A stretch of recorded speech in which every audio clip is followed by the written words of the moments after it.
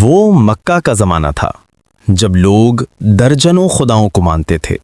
ہر قبیلہ اپنا الگ بت پوجتا تھا۔ ایک دن کچھ لوگوں نے نبی اکرم صلی اللہ علیہ وسلم سے کہا، محمد، ہمیں اپنے رب کا تعارف کراؤ، وہ کون ہے؟